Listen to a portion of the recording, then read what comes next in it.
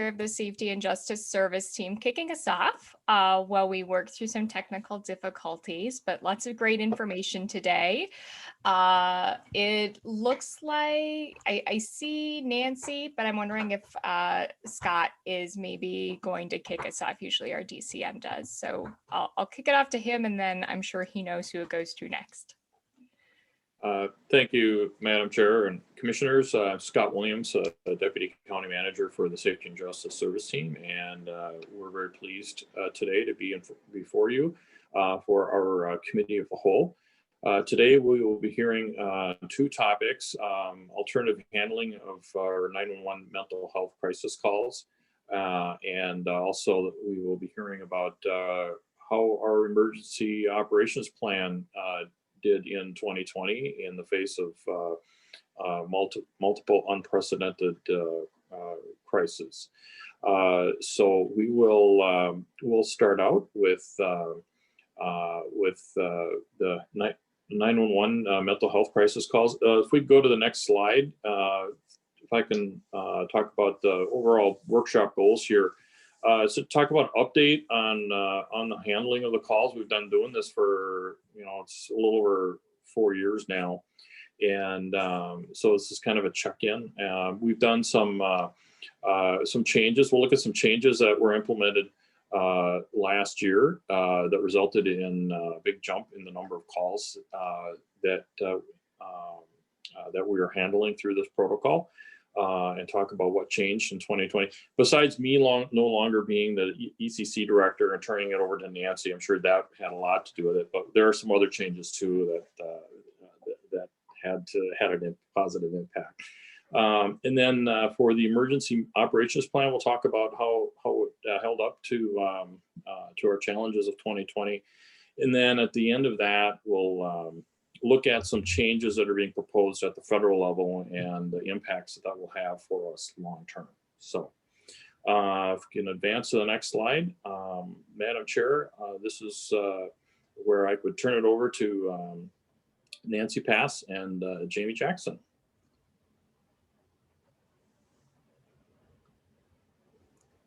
Morning, Commissioners. I'm Nancy Pass, the Director and at the Emergency Communications Center. And I'm during my presentation, I'll refer to us as the ECC because Emergency Communications Center tends to get a little long during the presentation. And then I also have with me today, Jamie Jackson, who is with mental health, a supervisor at mental health. And I'll be doing the majority of the presentation. I just asked Jamie to be my sidekick in this partnership to answer any questions that would kind of fall more in her wheelhouse. So I'm excited to be part of this conversation with you today to highlight our partnership between the ECC and adult and children's crisis. We know many times people have difficulty navigating through our systems of support. And so a lot of times they fall back on what they know and what they were taught and what's easy, and they call 911. When I first started in 911, there were only 3 options that we could send help to somebody, and that was police officers, firefighters, or an ambulance. And then in like the late 90s, early 2000s, departments started having animal control officers, parking enforcement officers, and they were alternatives to sending a police response. Now with this partnership, we've added another alternative by transferring the caller to crisis in certain circumstances, which reduces the number of people coming into contact with law enforcement and who are better served by social services professionals. As Scott had said, our partnership has been in place since 2016. During that time, there was a focus for officers to receive crisis intervention training, and we also saw an increase in crisis calls. And so we had a discussion at one of our working groups between the county, some police departments, and crisis, ECC. We're all at this table, and we were talking about possibilities for alternatives. And it was during those discussions that this pilot project started. It started in St. Paul and now has grown countywide.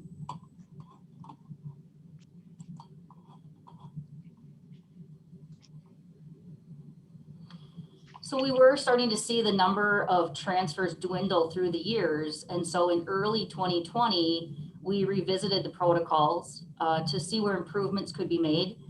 The time frame to transfer calls were expanded to a 24-hour period.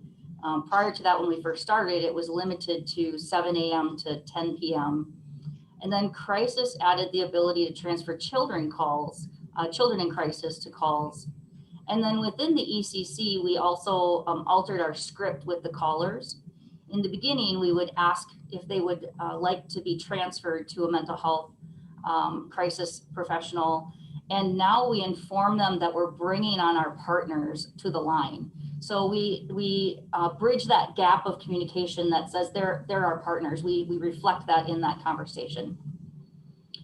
After we developed the changes, we reviewed and updated the protocol with our staff, and the crisis team participated in 2 separate drop-in sessions where our ECC employees could speak directly with the crisis team and learn from their perspectives as well.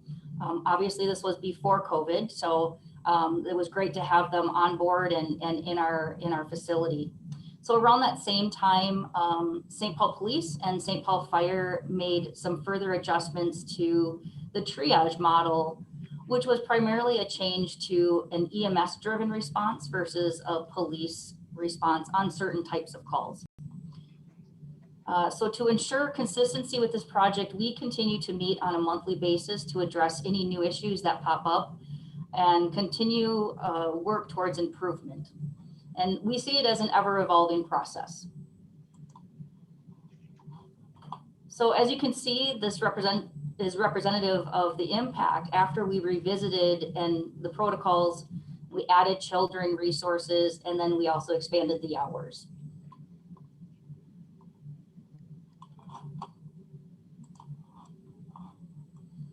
So how the process works for our 911 telecommunicator, they have to quickly identify by phone if the person in need is a child or an adult. They have to identify if they are nonviolent or if there's any weapons involved or if a crime has been committed. We need to assess if it's a chemical health or mental health related issue. And if the person is suicidal, do they have a plan or intent? Is there an immediate need for assistance, or can we make that transfer or handoff to crisis?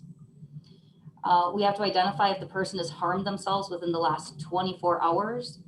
And based on those questions, that's when the telecommunicator makes the decision to transfer the call to crisis or to handle it another way through the EMS system.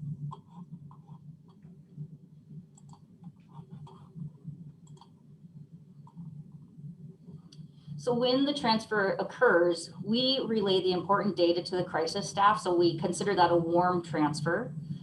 We stay on the line for a brief moment to ensure that both parties can communicate with each other. And then we hand off that call. And while that communication is happening between crisis and the caller, if they identify an immediate need to have a different type of response, they have the ability to transfer it back to the ECC, where we're able to send police or EMS to assist. So what type of calls are we talking about here? So we're talking about children crisis calls that it could be a student that's at school and they're in crisis. They may be with a teacher or counselor, and they're not actively harming themselves or others. Sometimes we get parents that call that say their child won't get out of bed, or they're refusing to go to school.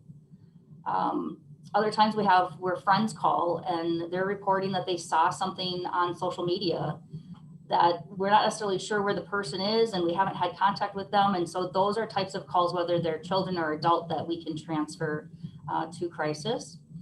And then we also have many times, parents, family members, friends, they're just in need of resources. They're trying to figure out a good next step to work with the person that is needing the resource.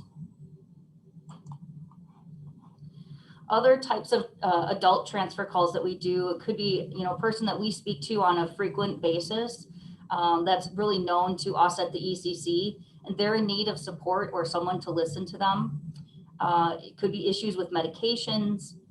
It could be a person that may be speaking in an unusual manner. Sometimes people are lonely and they need to speak with someone. And then it could be someone that is intoxicated and there's no immediate concern for danger.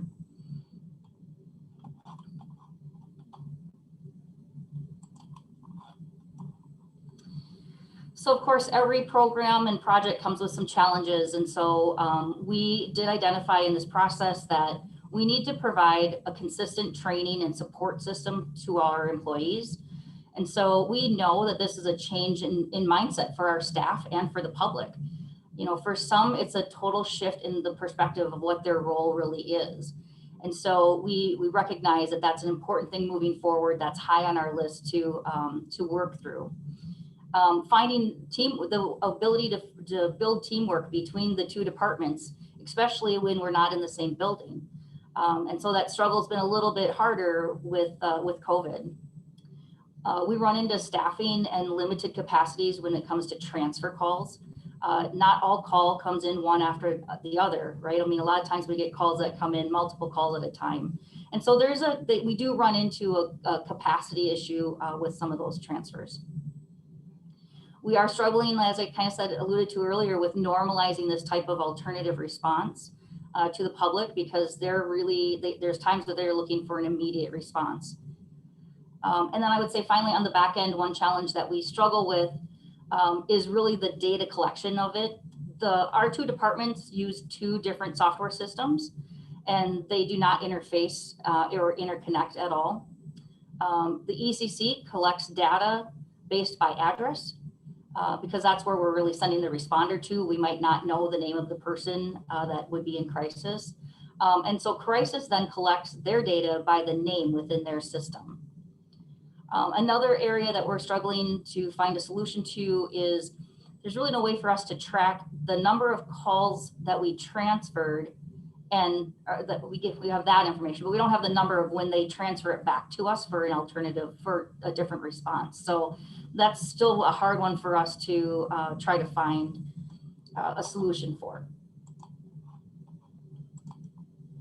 Some of our successes, I mean, we truly believe we are making improvements in serving the community, especially when it comes to providing education and resources. We have a passion to continue to make improvements to our communication amongst our departments. And we believe we're reducing the number of hospitalizations and incarcerations, meeting our goals of diversion. Crisis is able to respond on transferred calls and are processing police reports when they're faxed to them. And we are seeing an increased need in the suburban community as well, which is evident, I believe, the recent JPA signed with the city of Maplewood for an embedded social worker with their department.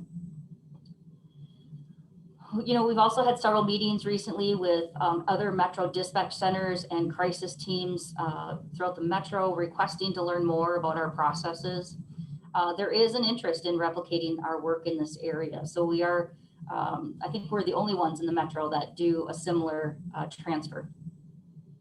And then there are broader partnerships occurring with a co-responder model with police and social worker responding to a call, embedded social workers within 911 centers and police departments.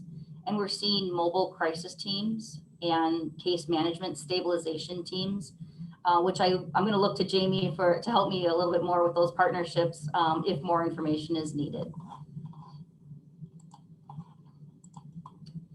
You know, there are other groups within the county that are exploring additional options as well for alternative responses to 911 calls.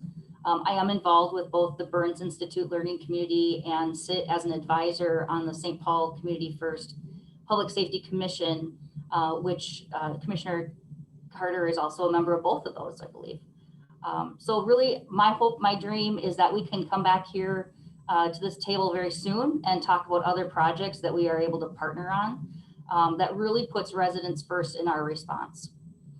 So from there, I'm going to pause and I'll either hand it back to Scott or answer any questions that commissioners might have. Nancy, I'm going to suggest we stop sharing the screen and then Mr. Chair, Commissioner Ortega, I see has joined the meeting. So Commissioner Ortega, I'm going to suggest we could pause at this point for questions. And I see we have at least one hand up. That's fine, Scott. I apologize. I couldn't get in. I was waiting for 10 minutes to get in, but thank you for carrying on. Go ahead. All right, we have two hands up, I see. Yeah, and then Trista. Yeah, thanks, Mr. Chair, and I'm glad were able to get in and join us. Nancy, you actually answered one of my questions in your slide, but I just wanted to maybe tease us out a little bit further, because when you talked about, you know, the option to have the callbacks, and then later on you actually addressed that you're not collecting that data, you don't know how many of those are coming back. And I know you guys are probably thinking about this, but you know, my first reaction on that one was, you know, trying to get an understanding, are those callbacks happening because we assessed it wrong from the beginning, or are they happening because things escalated or changed in between the moment of that decision to send a crisis worker, and then by all of a sudden the situation evolved to where you needed a different response? You know, trying to understand how good are we at making the right call on sending a crisis worker versus a different response, but then you know, how much is changing in that situation at that point in time where all of a sudden you need to have a different response. So I appreciate, you know, look forward to that data in the future. And then just a general comment, I think everybody, this is such good work, and I really appreciate everybody who's put the time in this. You know, we just did the partnership with Maplewood. That's good stuff. I know Roseville's interested as we continue to grow this. And I just had a chuckle inside. I'll share with the group. My colleagues know my humor isn't always, I got a different, but you were sharing how we've actually found ways to have different responses for stray dogs and cars that were in the wrong spot, but we haven't paid attention to the people that live in our community as well as we've done that. And so I'm really glad to hear that we're really focusing in on some people in need and crisis in our community, and have gotten a response that is not warranted, and most of the time escalates it or causes more damage or trauma or harm in the past than the appropriate response. So Jamie, thanks for all your work. Nancy and Scott, thank you for the leadership here you guys are showing. And I really, you know, the work here going on other areas, because we can do better in other areas, I think it's going to be critical, and will just make us better at doing this alternative response. So thanks, Mr. Chair. Trista? Then Nicole. Trista. Thank you. Thank you, Mr. Chair. I have two quick questions, and I really appreciate this work. And before we started the meeting, I mentioned this just came up at the Metro Emergency Services Board on an expansion. And as you probably know, NAMI is interested in passing legislation to make this standard across all PSAPs. And so just wondering, Nancy, you tend to be a leader in this space, but want to give you the opportunity to share if you're working on that with NAMI, what's our relationship with them? And then I have one other follow-up question, but I'll start there. Thank you, Commissioner Ortega and Modest Castile. I am familiar with the work. We just started having some conversations within the Metro with Metro NAMI, I believe. So we're developing a work group at the leadership level of the PSAPs to work directly to identify ways that we could find standardized language. And so that also ties into, there's multiple layers in this, but I would say that we do have Representative John Rosh, one of our managers here at the ECC, will be on that committee. So definitely more to come on that. Great. And then I just want to understand the structure in our ECC. So Jamie, I know you're a social worker. Are you in the ECC? Do we have social workers physically in the ECC managing or overseeing these calls, or they're solely once they've been referred? No. In short, we don't have any social workers within the ECC. We are one block up. We are at the 402 University Avenue East building. Okay, so on the 24-hour call, it's to the hotline, not necessarily a crisis worker assessing or the situation, right? Correct. Okay, thank you. Thank you, Mr. Chair. Nicole? Thank you, Chair Ortega. I have a question about the chart on slide 8, the really dramatic increase in the number of call transfers. That's really impressive. I'm just wondering, is there any additional contextual information? We know 2020 was an extraordinary year for a number of reasons. So just trying to see how much of this change was due to the change in protocols and expansion. Was there just in general an increase of calls to 911 that might explain some of it? Or how many, what was the difference in calls going to police response? Was there a similar decrease in those calls? I'll take that first. And then I'll also hand it off to Jamie, because we tend to see more on the front end of that. Our call volume in the Emergency Communication Center was not that drastic from one year to the other. I think this really had the biggest impact was the changes that we were able to make to the protocol, and then having a very intentional mindset to work through that with our staff and work through that struggle of this, that are we doing the right thing, helping them with the mindset of just because they called 911 doesn't necessarily mean it's the most appropriate response. And our staff is amazing.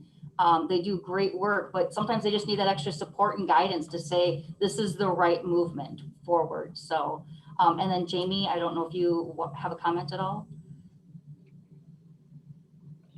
I think it's in line with the stresses of the community are experiencing related to mental health crises. A lot of the increase in calls are that they didn't meet the criteria of violence or immediate threat or danger. And so they were passed off to us to further kind of process through and see what was going on. Additionally, I think one of the things we did is we participate, the supervisor of children's crisis and I participate in training, like a training opportunity for the new ECC staff that are coming in. That has been almost monthly. And we've also had these kind of monthly follow-ups. So we are in regular communication with supervisors to just say what's going well, what needs to be different. And I think that bolstered our phone calls. But the changes that they made in March related to the transfer process and protocol really did impact the numbers going up for our team. Tony? You have your hand up. You hear me? Now we're clear. Okay. I've got two buttons and they don't seem to sync. First of all, I just want to say thank you so very much for the work that you all are doing. There are amazing collaborations and successes that are taking place between Ramsey County and other cities and departments around alternative responding, if you would. And I know crisis response is a success that has been happening for years now. And with the new work that you're doing as of the 2020 data that you showed us, I just want to say thank you, congratulations. And as there's so many efforts to collaborate around alternative responding, diversion, and different preventative ways of addressing crime in particular in our community, it's good to know we have such a great foundation of collaboration. You have reported also to the Community First Public Safety meeting. You've mentioned Burns Institute, of course, the work that's going on in our Criminal Justice Coordinating Committee. There's so much to organize and align. And of course, I've seen you in all of those spaces. So thank you for the work to do that. I wanted to ask about the data. You mentioned that between crisis and ECC, there are different methods of categorizing, or not categorizing, but identifying the caller. And I know that as I've been on the Community First Public Safety Commission, there are different ways between ECC and our departments of identifying the calls. We're looking at information about the types of calls and realizing how many are prioritized 4 and 5 in the data we're reviewing, and that is being analyzed by Harvard Public Policy. And I am impressed that so many are 4 and 5 calls. Clearly, those do not include the crisis calls, I would assume, because those are already referred. Can you tell me also if those are already referred before they get to St. Paul, that is, police department, which is doing this data reporting? Can you tell me if there are other calls that may not be reported in the data that we're seeing on the Community First Public Safety Commission, or if it would simply be those calls that have been referred out to crisis? Sure, Chair Ortega and Commissioner Carter, it's a great question. There are calls that we receive that we are able to transfer or answer their question that never enters into a database, doesn't have any contact with public safety. And then there are also calls that are reported that don't necessarily, Sarah, I believe your question was, how does, are there, I'm sorry, can you try to repeat your question one more time? Are there calls? Thank you. So we're looking at those 4 and 5 calls as a potential for alternative response. They are the lowest level calls, and they are also the highest number of calls. And they are those barking dog kinds of things that you were talking about. Are there calls other than those which have been sent off to crisis that perhaps are not reported in the data that we're seeing? I'm wondering the volume of which that might be. And you mentioned, yes, if you're able to handle them without a call, they'd be there. Yeah, thank you. I appreciate that. Would that be it? Yep, I have a better understanding of the question. But no, I think that the data that was has been discussed is very reflective of the priority 4 and 5 calls. So besides crisis, that would be the rest of the data is accurate. All right, and the priority 4 and 5 is slightly different as reported in ECC and as reported in our departments. Could you just cover that a little bit also? Sure, so that we know what we're not dealing with on 4 and 5 in Ramsey County? Sure, and that conversation is very, it's very cumbersome because we track, the reason that the ECC tracks priority 4 and 5 calls or priority level calls in general is simply for the police dispatcher in their pending queue to identify the higher priority calls. So if it's an in progress call, if it's a call that an immediate assistance or very urgent assistance is needed, those drop into the dispatcher's pending queue quicker than the priority 4 and priority 5 calls. So a mental health related call could fall in any of the priorities depending on the situation. And so what you're seeing in those priority 4 and priority 5 calls, they're either report style type calls or incidents that happened over 20 minutes ago where an immediate response is not necessarily generated. So you can look at all types of calls and think through, I'm kind of thinking of like a burglary right now. If it's an in progress, the person is home, they're trying to break through, a door. That's a priority 2 call. But if you come home from the weekend and you recognize that someone was in your house, provided that there was damage to the door, they actually didn't break through the door, that would be more of a priority 4 or 5. Mm-hmm. So it's so hard to identify the differences between the two and how we use them. But the police department, they're very similar in how they use their priority calls as well. I think the biggest thing to keep in mind is it's about the response. It's about how quick does that citizen or does that call need a response. Thank you. I hope that helps. Thank you for keeping track of all of these discussions. It all has very much bear upon what happens in the Emergency Communication Center. And so our conversations have to be aligned, and I appreciate your attention to that work. Thank you, Commissioner. Thank you. Mary Jo? Thank you, Mr. Chair. I've gotta get a little more color in my hand because it matches my background too much. I realize it's hard to see. Anyway, thank you, Mr. Chair, and thank you for all of this good work. This is great. I have a couple of questions. just, yeah, just some clarifications on as you're getting these calls in, and if it's a mental health call, like, and then do you refer it to somewhere else, and do we have enough services where you refer it to? Or could you just talk a little bit about that? Because what I'm hearing, I'm glad you're working with NAMI. I'm just here, you know, I hear about that there aren't enough services provided to people. So once the call gets transferred to whatever they might need, are we able to address those needs, or could you talk a little bit about that? And maybe that's a different service area conversation, I guess.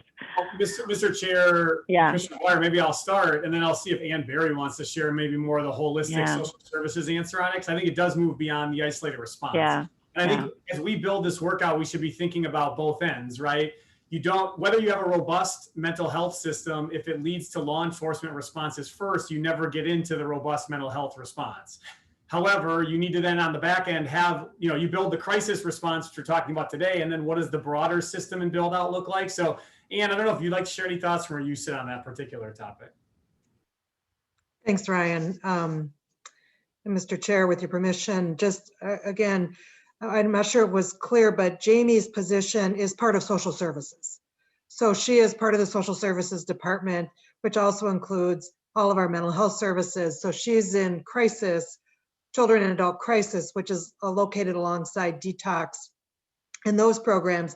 But we also have the mental health center. We have stabilization, crisis stabilization staff for both adults and children. And then we have all of our in children and family services, other supports for families. So Ryan, I really do appreciate the opportunity just to add in. So the call may come in through crisis, but Jamie and her staff, and I'll let her take it from here, could make the referral then, or make the warm handoff to other services that somebody would need. And that might be a community provider. It might not be Ramsey County provider. It could be a community-based provider. It may be that person is already getting their services through any number of other mental health providers in the county. So they are also a resource to a resource and a connector to others in the community. So to answer your question, Commissioner McGuire, yeah, all of the resources are then available to wrap around whomever is being seen, and the doorway in was crisis. Thank you so much for that. It's always good to hear about the other resources that are available, and I appreciate that. And I know we continue to want to invest in that. So Mike, I have another question on page 12, where it said you're seeing an increase in suburban calls. It was just something that hit me, and I'm wondering if you want to elaborate any more on that. If there's any, or just the suburban callers just having more access to to knowing that's a number they can call, or just curious. It just says, seeing an increased need from suburban departments as crisis teams do follow up on a number of growing calls from suburban communities. So could you just elaborate on what that might be? Whoever wants to take that.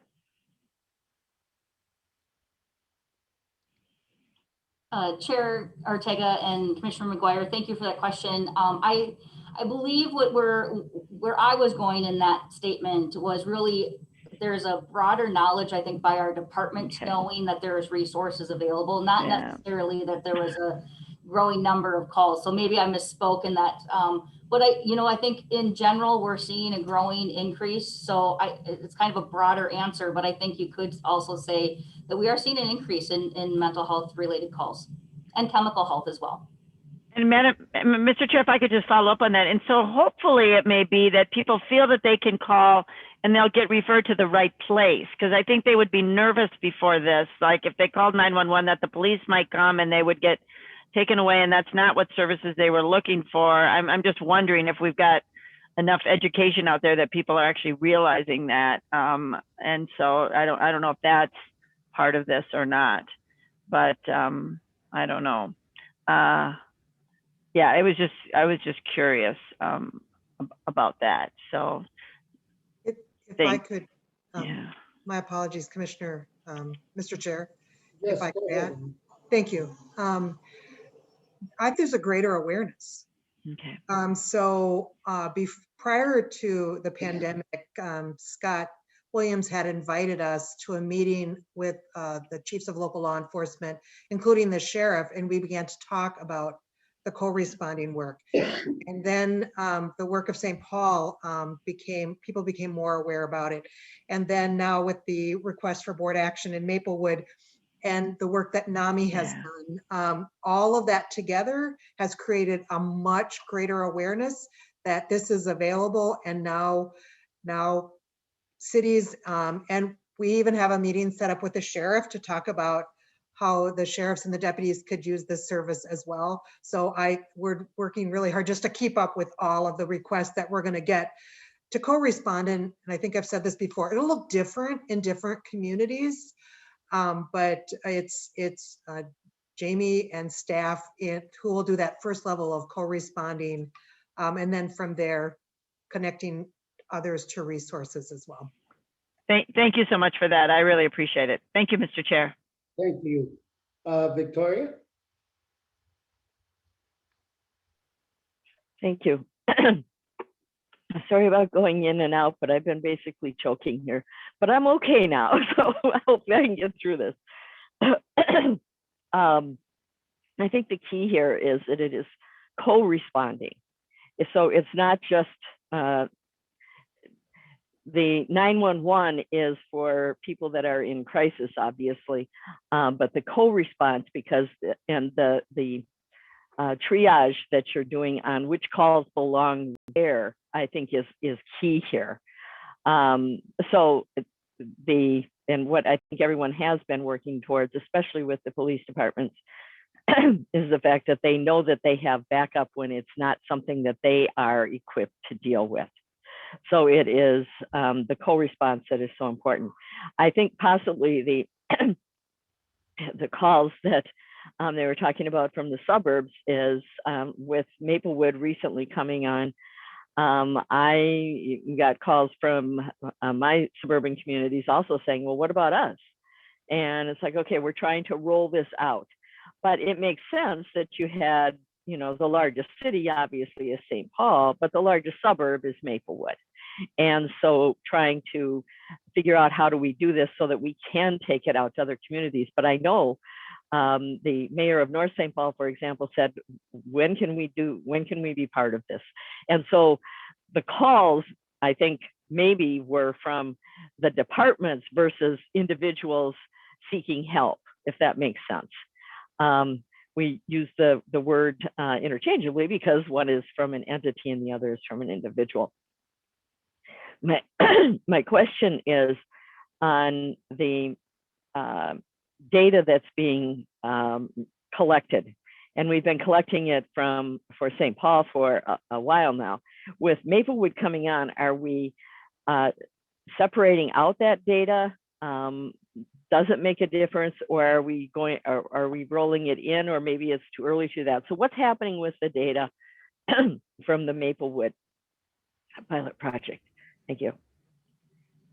Thank you, Chair Ortega and Commissioner Reinhardt. I believe we do have the capability of separating that data out. So when we look with the numbers that we shared today, those are countywide numbers. They're not just St. Paul numbers. And so we're already collecting some of that data.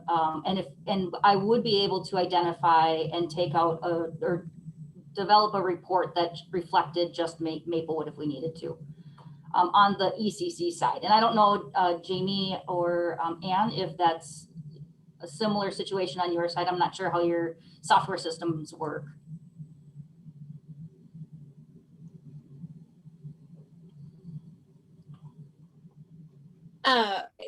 Thank you for the question. I think we'd be able to kind of figure out what the changes would be with the onset of the embedded social worker within the Maplewood Police Department. However, the mobile crisis teams are taking all the ACC transfers. And so it would be, we get that information now. And Maplewood is like the second highest call transfers that we do receive, followed by Roseville, followed by the other suburban departments. And in regards to the suburban numbers from our perspective, it really is trying to make sure those departments know that we exist to support them. And one way that we're getting those, we know that there are people struggling with mental and chemical health issues in the suburbs, and we serve, the majority of our work is done in St. Paul, but we get when patrol encounters a person in a crisis and they think that they need resources, they do access police reports, and then our team does follow up on that. So it's just a little bit slower, but it is part of this transfer. I view it as part of the transfer process. Thank you. Thank you. And I think that that's important information. It doesn't need to be segregated out, but I still think it's important because there may be some differences that we see within the suburban communities. And my assumption is that since most of the communities in Ramsey County have their own police departments, but there are some contract cities that contract with the Ramsey County Sheriff's Office for patrol services. And I think that that's an important distinction to make, because the patrol services in communities like where I live are done by the local police department. St. Paul obviously is the biggest local police department. So the contract cities, I would assume for the contract cities for patrolling services, that's where the sheriff would come in to this mix. Because I think that that's an important distinction to make. Recognizing that the sheriff is the chief law enforcement officer of the county, but the patrol services, the contract cities actually pay for those patrolling services. And when the 911 calls come in, that's how it's divvied up, correct? Commissioner Reinhardt, that is correct. I mean, that all of the calls within, we take all calls within Ramsey County, all 911 and non-emergency line calls in Ramsey County. And so it does not necessarily reflect the community that they're in if we use this pilot program or this program or not. So any calls that we receive that we can transfer that fit in line with our guidelines, those are transferred as well. Thank you. Appreciate that. Thank you, Victoria. I have a question. My question has to do with the age demographic. Are we keeping that in terms of age demographics? Keeping any data? Chair Ortega, I don't, the ECC does not collect any age demographics. And I don't know on the other side, Jamie or Ann, if you guys keep that reflective data. It looks like Jamie might have an answer for you. Jamie? Thank you, Chair Ortega. When we do an assessment of an individual, that information goes into a health record, and typically we do collect age, or date of birth on individuals. Not all of the callers that come into the crisis line are documented within the health record. There's reasons for that, but most of the time we do try to elicit that kind of date of birth, just so that we can triage them to children's or adults based on where they fall in their age. The reason I ask is this, because I've had several constituents that I've dealt with in the last couple of months, and it seems to me, this is not scientific at all, but just from the folks I've talked to, that the younger folks have less of a taboo on mental health issues than the older folks. And I'm just wondering if there is an increase, where is that increase? Is it with the younger folks? I'm just trying to sort of knit together my experiences lately to see if there's, of course, that's why I'm asking for the data, just to get a sense of it. I know that, if we go back 30, 40 years ago, when I was doing mental health services, I mean, the biggest issue was getting folks in to even address it because of all the negative influence, taboo attached to it. It seems to me that with the younger people, there isn't that same negative perspective of addressing, asking for help for mental health issues. So there is no collection of that data at all in any form. in a systematic way? Thank you for the question. I'm not sure the best way to answer it, in the sense that there's a lot of variations for families, whether that's cultural, linguistic, race, all of the things that make a person, why they seek support or not. I think that we do really pay attention to what the callers are telling us about what brings them in our way. And I think one of the reasons the transfer system is so helpful is because if they don't meet certain criteria for law enforcement or medic responses, but they might be talking about body changes or feeling in their, speech changes and things, we can process that a little bit more. And that helps us to kind of reach those communities where they might not have the language for that says depression or anxiety, but they are articulating things that they're experiencing. But I would say that it is kind of a mixed bag, whether or not we did put on one of the slides that one of the challenges is navigating stigma. And that's just a far reaching complication that we work with every day, but we're doing our best. And I'm glad that NAMI's involved, because they are one of the leaders in that, to try to figure out how to really connect with people to get them the help that they need as soon as we can. Thank you. Mr. Chair, could I ask Ann real quickly, just on this topic, if in the broader 24/7 crisis mental health space, if there's any other data from where she sits that she sees that would be relevant to answering that question? Yeah, thanks, Ryan and Mr. Chair and members. So I think Jamie had pointed out that we do have data, and we would be able to compare it to previous years to see if, in fact, we are reaching younger people or not. I think also Jamie did a nice job of recognizing that there are also cultural differences in response to mental health issues. So that I think, although it may be true more generally across the broad population, that yes, understanding and having a language for mental health issues we have greater awareness, but that doesn't mean it's touched all communities. And that in some communities, there's not even words to express, as Jamie has said, depression, anxiety, or any mental health problems. So as we continue to navigate that, we'll provide you at the same time the data we have on the ages of the people we're seeing in our system. And thank you, Ryan, for pointing out that we are a 24/7 response system. We do have people who are working 24/7 and answering calls for both children and adults. And we do have a lot of data on children's mental health issues in our system as well. I'm not questioning the service. The latest discussions I have with several younger folks, anxiety is one of the big ones, and they'd be calling in to see how they could get into the Ramsey County system. I found it, quite frankly, refreshing that they could talk about that.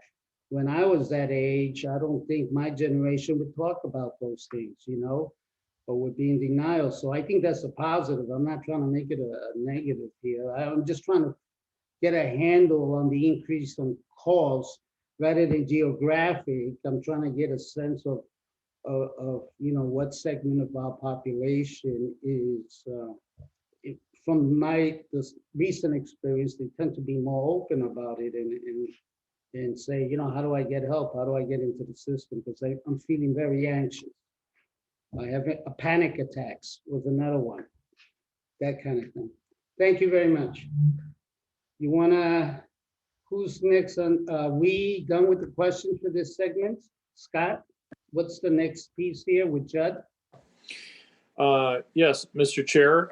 So this would transition us to Judd Freed, and I think he is in process of. Before you jump into it, I think Chair Carter had a question. She had her hand up. Oh, I'm sorry, Tony. I'm sorry. Didn't see your hand. Okay. And I'm watching the time and realizing we don't have a lot of time yet, but I did want to just tease out, and probably this is a question for Ann Berry, the implications of the data and how we are making assessment as we look at upstream versus downstream services that Ramsey County Social Services has to provide. And as we look at the division of work between the more preventive versus the deeper in kind of public safety services that are traditional. I asked this question to think about where we're going over time in analysis of this data and information, and how we will hear back and how it will impact, quite frankly, our budgeting process. So it's a long question. It may be that there is a longer answer that can come later, but I wanted to put it on the table. Thank you. Did you want to address that, Ann? Mr. Chair, we are now aware of the request, and it's something that we've been working on anyways, as more cities and the sheriff have now asked us to co-respond in support or be a resource for law enforcement and for the for the ECC. We have to be able to plan for that, because right now we're using the adult mental health grant, which will not cover all of the need that is in the system. But we also think that if we can reduce hospitalizations and reduce incarceration and see a direct line to the reduction that Nancy pointed out in her earlier slides, that we have ways to create savings in our systems to pay for these further upstream services. So yes, that is part of the data analysis we're doing in preparation for our next budget. Thank you. And of course, I would just add that there are cross systems possibilities here as well. And we appreciate your keeping an eye on those and keeping us informed. Thank you. Scott? All right, Mr. Chair, with that, we will pivot to Judd. He's sharing his screen now, and I'll ask Judd to proceed.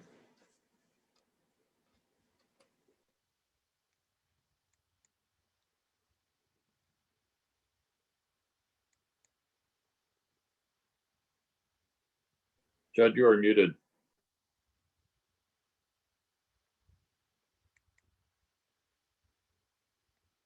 Judd, you're on mute. Did that fix it? That's it. Sorry about that. I apologize. Not a problem. We're all having. It's still 2020 in my mind, I guess. In the interest of time, I will probably switch one or two or skip one or two of these slides.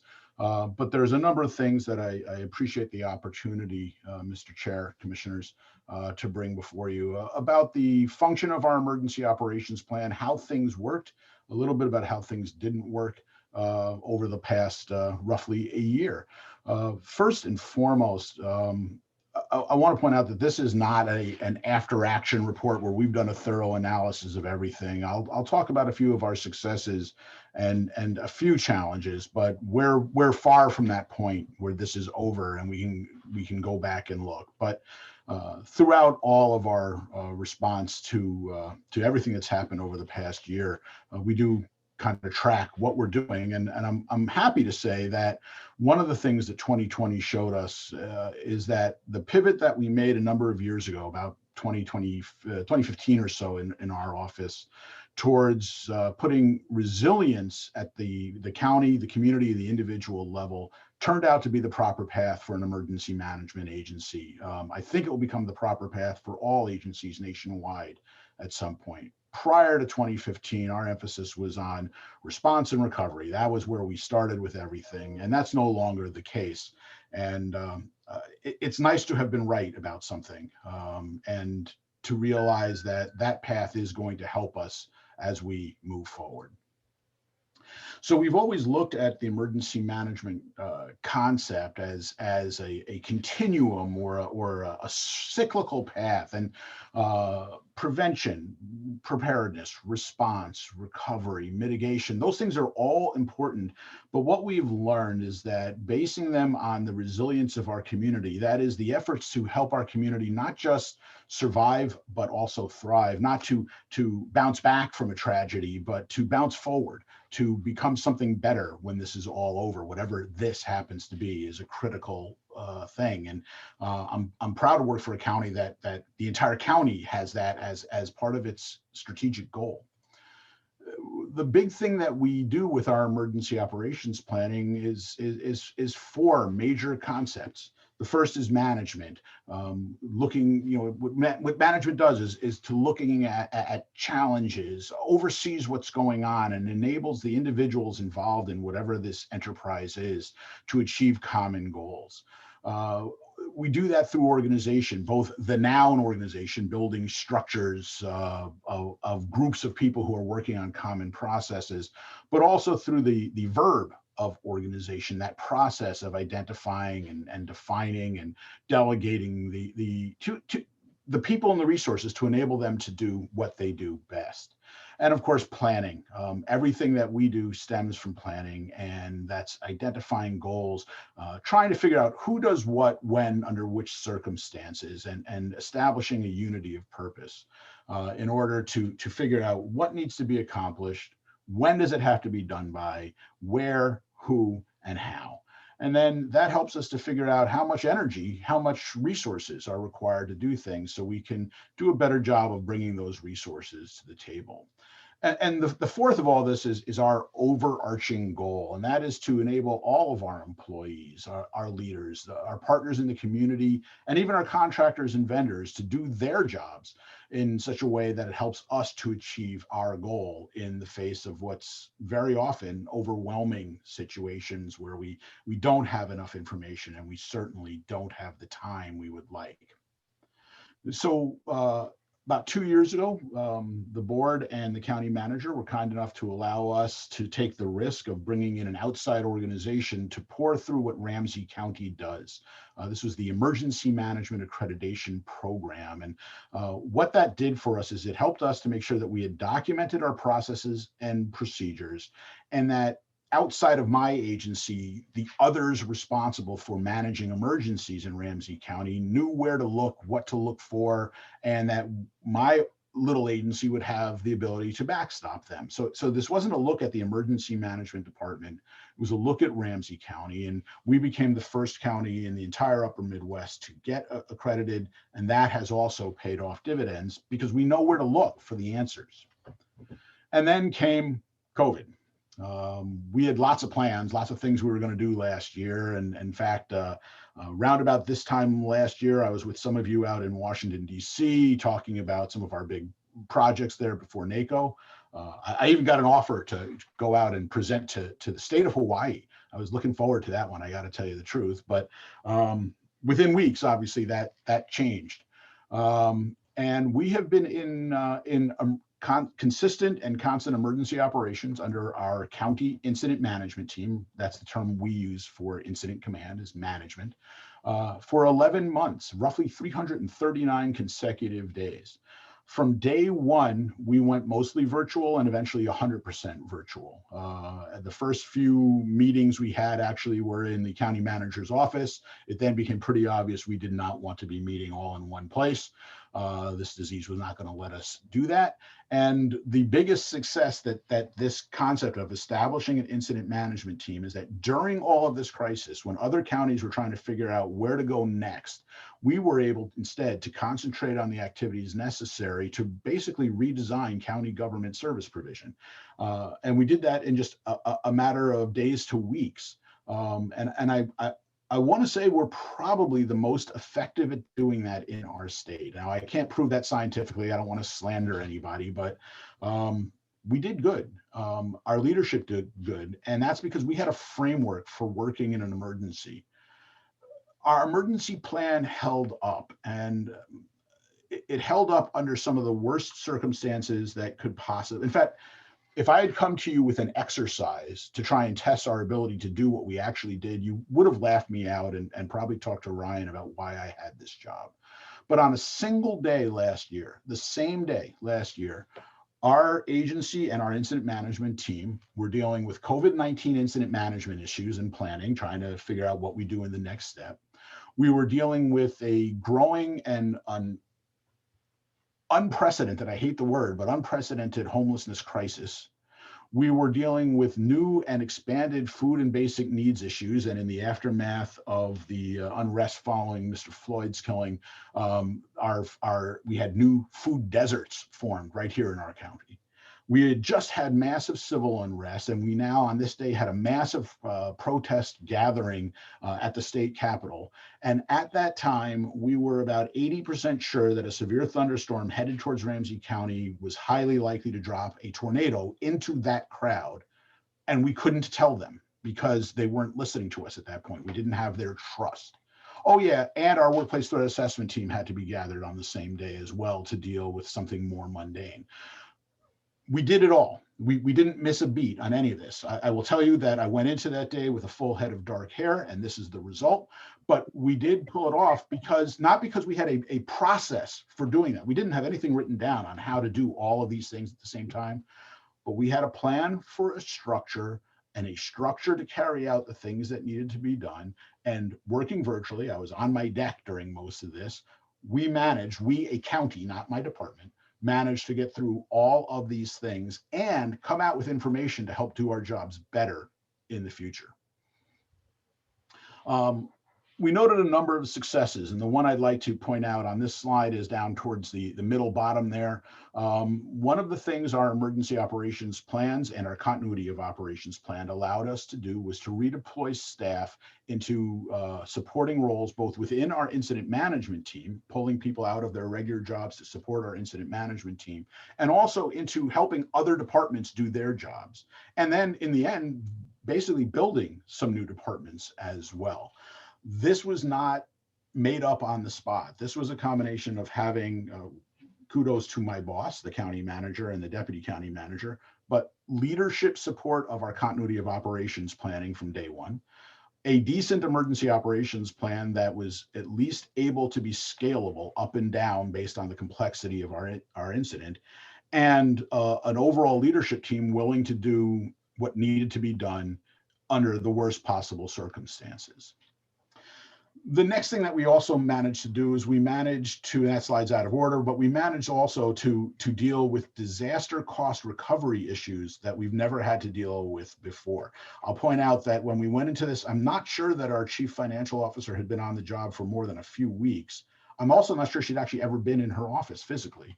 But because she saw the rest of our county fitting into the incident management team and was willing to fit into the incident management concept herself, we were able to have a single meeting that brought together the right people to legally, transparently, and ethically manage disaster cost recovery issues and spend down a lot of money, but in a way that if somebody wants to know what did we do with, we can track it, we can show our ethics behind it, we can show our legal attempts. I can't promise that everything was done perfectly. I can promise that we have it documented and that we can show the good intent and the lack of just brushing things under the table.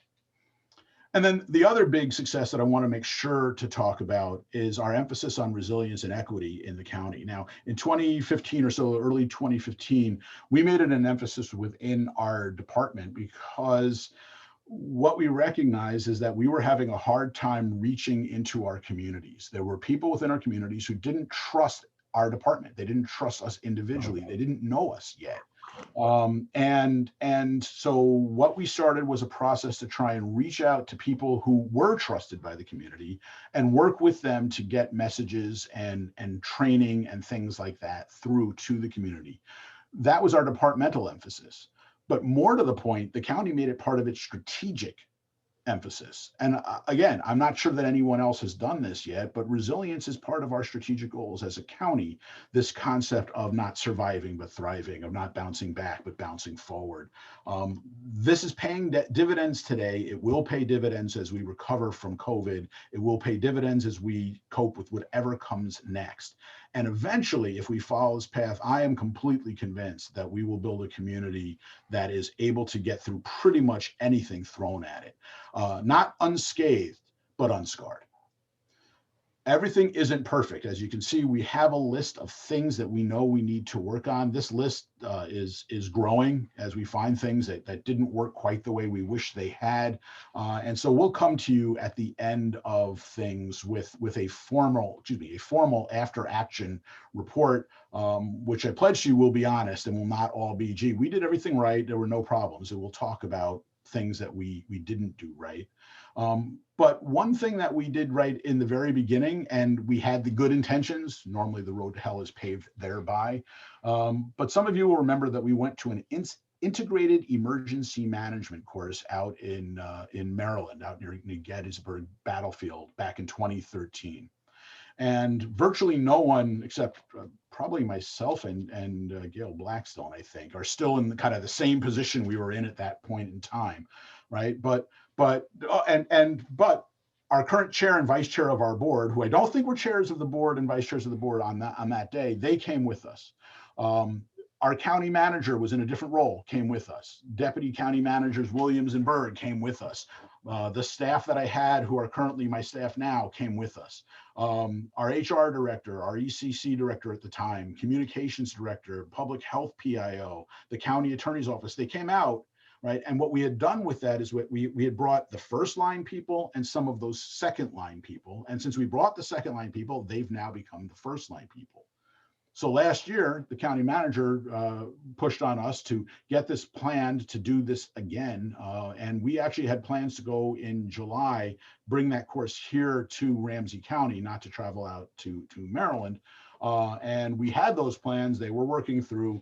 Obviously, COVID put an end to that. But we know that that is something that we need to do. We need to do not only the second tier, but the third tier, because working 24 hours a day or 16 hours a day for 339 days means that the second and third level of people making decisions in our county need to go through that training as well. And we're pretty sure that it works. So we have a number of upcoming initiatives. I presented on these a little bit earlier in the year, so I'll sort of pass over some of this. It kind of makes me look good, but isn't really to the point for so much for today. I would like to go into the forecast, however. Forecasting what may come next is actually a requirement of an emergency management agency. Remember that emergency management accreditation program that we went through before. One of the national standards is that a program such as ours has to have a process for identifying and addressing legislative and regulatory changes that may affect us. And some of these are potentially not good news for Ramsey County. One is very good news. So we'll start with the bad news because I like to end on something good. The bad news is that I've been here now, it'll be 18 years, believe it or not, in May. And in that time, we've had 7 presidentially declared disasters here in Ramsey County. Most of those were the result of river flooding, most of those affecting St. Paul, and then the aerial flooding that goes with it affecting some of our suburban communities as well.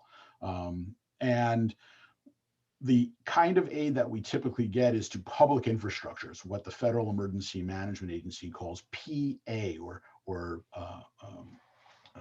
public assistance. And the eligibility for a presidential disaster declaration is also the eligibility criteria, or 50% of that number is the eligibility criteria for state disaster assistance. In the past, this has been worked out at a per capita level. So the population of the county times a certain amount of number, it's currently $3.84 per capita, is what's used to determine our eligibility. If we exceed that amount in uninsured public infrastructure loss, we're eligible. If we're less than that amount, we're not eligible for federal aid. If we're at 50% of that amount, we're eligible for state aid. The problem is that in addition to our eligibility, the state also has to incur an additional $1.53 per capita in order for the state to become eligible at all. So this amounts to, today, the state of Minnesota would have to incur $8 million worth of damage, and Ramsey County roughly $2 million worth of damage in order to be eligible for this aid. The Federal Emergency Management Agency is now proposing to change that per capita and add to it, not just raising the amount of money, but adding other determining factors based on the total taxable resources of a county, which would raise the statewide aid to something over $13 million and our aid to something over $6 million, meaning that no disaster that Ramsey County has incurred in the last 60 years, which is the number of years my department has been in existence, would currently be eligible. The intent here is to make flyover country, the center of the United States, ineligible for disaster aid, basically, in order to concentrate it on the coasts where catastrophic events happen. This is obviously a problem for us because it would then shift the 50% per capita of the state aid up significantly as well, making it also very difficult for us to receive aid from the state of Minnesota. Now, obviously, we could address that legislatively once this happens, or if this should happen. But it's something that you have allowed me to work on in my role with the National Association of Counties and the International Association of Emergency Managers. And so I will be testifying to various different congressional groups to try and get them to rethink some of this as we go forward. But it is something that's coming down, and this will shift the burden of disaster recovery solely onto the individual community that is impacted. And then state aid would be delayed then based on legislative action. So it could increase our problems, not this year, but next year and in years to come. The second is the suite of Homeland Security and emergency management grants that are out there. FEMA had, again, through their rulemaking process, proposed drastic changes to all of those, which would have removed all of those grants from Ramsey County or cut them significantly. FEMA did listen to us just the day before yesterday, actually on Saturday, I guess it was. So it was 2 days ago. Saturday, they withheld those changes for a year while they let COVID run its course. So it'll give us time legislatively to address that. But it does impact grants that go out to our first responders, grants that go out to law enforcement, EMS, and also to public health and the other things that are done to help our citizens and residents here in Ramsey County. So those are the bad news on the financial front. On the good news is a program called BRIC, or the Building Resilient Infrastructure and Communities Act. And this program is out there to help shift the focus away from just reacting to disasters and changing those thresholds to allowing counties like ourselves to build proactive, hopefully research-supported investments in community resilience. And these are things from, anything from building a flood wall, a physical structure, to designing programs to help our communities cope with the stresses of disaster. Excuse me, Judge. Yes, yes, Commissioner. We try and wrap this up in the next 5-10 minutes, and maybe we come back, with you, because I have a couple of questions, but I have a 12 o'clock meeting that I'm already 10 minutes late to, and I don't know. Mr. Chair, this is actually the last slide. So the slide after this was a recap for Scott to carry in. So this actually is the last of my notes and of my my presentation. So I can stand for questions if there are any, or answer them by email or text at a later time. Let me unshare my screen here and turn it back to Scott. Are there any questions? Go ahead, Mary Jo. And Mr. Chair, I appreciate our time frame, and I just want to make a quick comment that I'm lucky to serve on Public Justice and Public Safety at NACO with Judd. As I've told you all before, and you all know, he's a rock star in the emergency management field, and on that committee, they listen to him. So I'm really glad you'll be testifying on those issues that you talked about, Judd. And I'm super glad that we're doing that course management. Tony and I were really lucky to go to Emmitsburg on that, and we are in different roles, you're right. But that was so helpful. I think of that a lot, actually, as I'm thinking about things. So I'm really glad you're bringing that to the county. And just thanks for all of your work in bouncing forward, which I love. So just grateful. Thank you, Mr. Chair. Thank you, Commissioner. Are there any other questions? Well, Judd, maybe we will have you back next, just even if it's for quick, because we need to be on top of all these changes in terms of the rules and legislation and so forth. Do you have any last words, Scott? No, Mr. Chair, if there are no further questions, that brings to a close our Safety and Justice Committee of the Whole presentation. Give my thank you from the board to Nancy and Jamie and all those folks for a great job. They had to leave, so they're not around, but let them know. And I will do that. Thank you. We are adjourned in 1:30, right? 1:30, yes. And then the closed meeting after that as well. Is the meeting before or after? After. Okay, gotcha. Thank you. Take care.